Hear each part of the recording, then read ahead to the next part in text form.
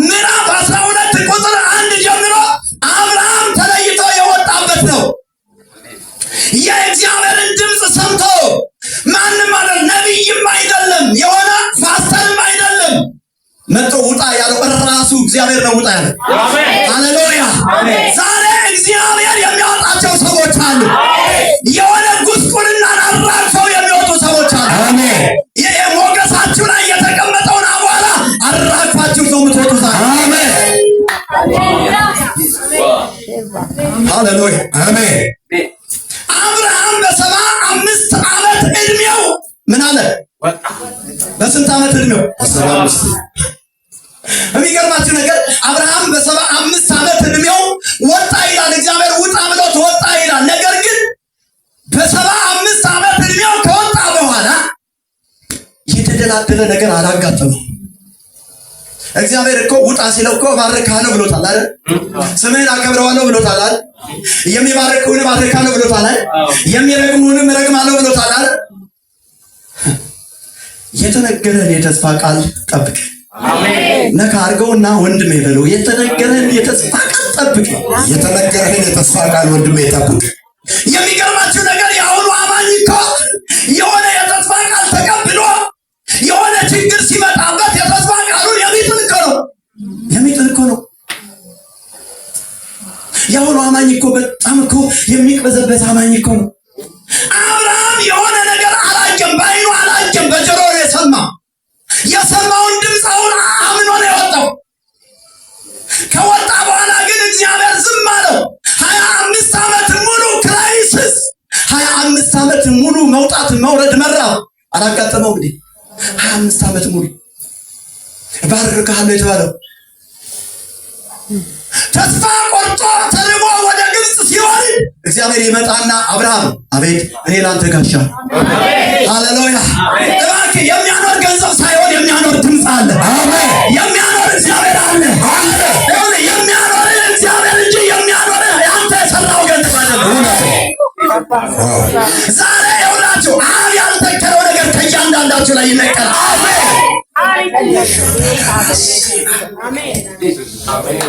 አምላኬ ሕያው ምስክሬ ነው። ስሙኝ፣ እኔ የእግዚአብሔር ሰው እንደሆንኩኝ አምናለሁ። እግዚአብሔር እንደሚጠቀምብኝ አምናለሁ። አይደለም እዚህ ትንሽ አዳራሽ ውስጥ ያለ ሰው ይቅርና እዚህ አካባቢ ላይ ያለ ሆናችሁ ህዝቡ ሳይቀር ይባረክ። እኔ ይህንን ምድር ከመርገጤ የተነሳ አካባቢው ሳይቀር ይባረካል። አካባቢው ላይ ይገዛለሁ ያለው ዘንዶ ዛሬ ይወጋ። ለምን ነቅነቅ አድርገህ አሜን አሜን። ስሙኝ፣ አንድ ጊዜ ኤልሳ የሚባል የእግዚአብሔር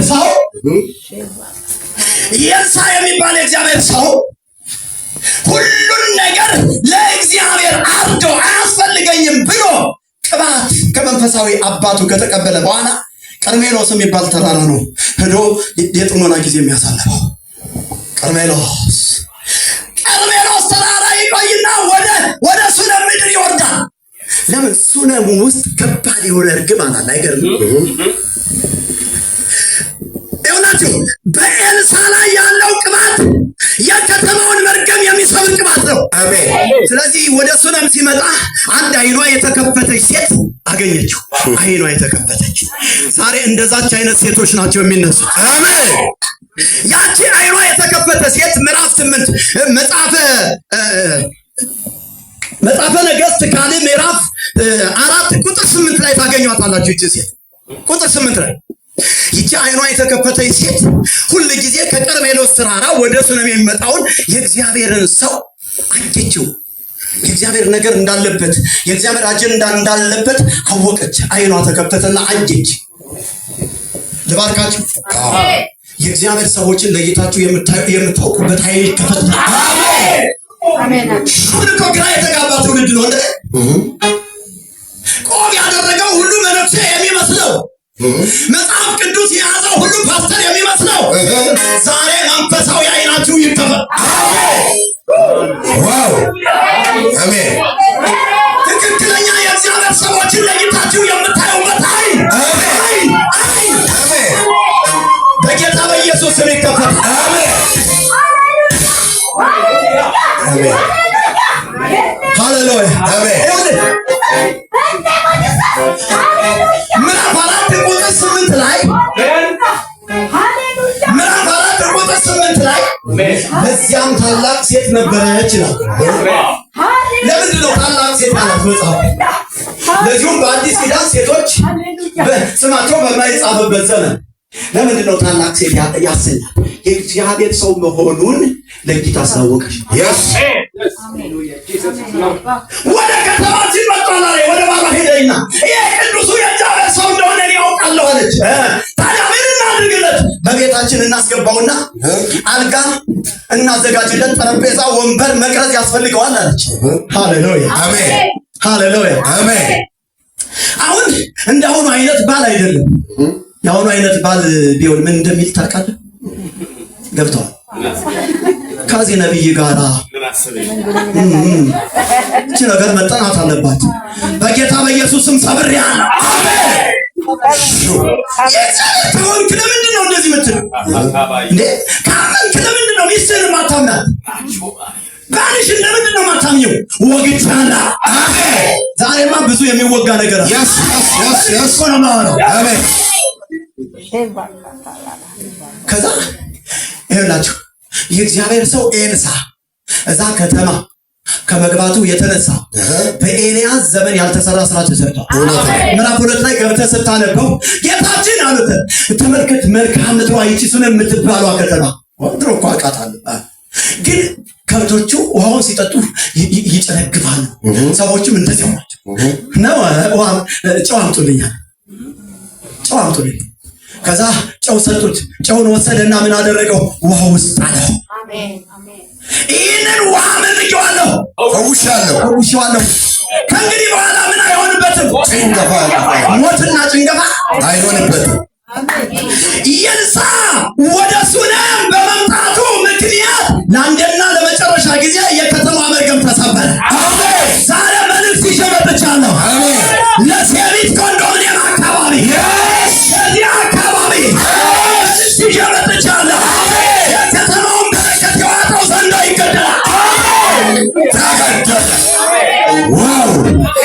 የቅዱሳንን በረከት የዋጠውን ዘንዶ አስተፋዋለሁ። ወይኔ ዛሬማ ድንዛዜ ጥሎች ነው የሚሄደው። እግዚአብሔር ቀርቦ ሳለ ምን በሉት? እኔ አሁን በመንፈስ ዓለም ውስጥ ገብቻለሁ። አምላኬ ያው ምስክሬ ነው። ይኸውላችሁ ከመጣው ቃል የተነሳ የከተማዋን በረከት የዋጠው ዘንዶ ዛሬ ይገደላል። ለምን ነቅነቅ አድርገህ አሜን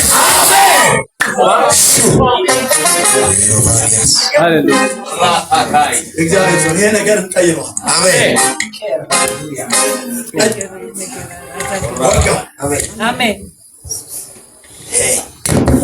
ተወካይ አሜን። ለሰው የማይቻል እግዚአብሔር ይቻላል የሚል ሰራዊት አለ እዚህ ውስጥ። ተባረክ። ይኸውላችሁ ልጨርስ፣ ወደ ጸሎት ብገባ ይሻላል። ብዙ ጊዜ የላችሁም ሳያቸው። አንዳንዶቹ ደስ ብሏቸዋል፣ አንዳንዶቹ ደግሞ ሰዓት ያቃጥል ነው መሰለኝ። ጥሩ ነገር ይዟል፣ ግን ሰዓት ያቃጥል ነው መሰለኝ። ዛሬ ይኸውልሽ ሰዓትሽን ያቃጠለውን አቃጥዬ ነው። ሰይፍ እኮ ነው ይዤ የመጣሁት። ሰይፍ አንጨ ነው መጠለልሽ። ዋው! ምክንያቱም አንቺ አታውቂውም፣ እኔ ነኝ ምስጢሩን የማውቀው። ምስጢሩን ስለማውቀው ታርጌት አድርጌ እመጣለሁ።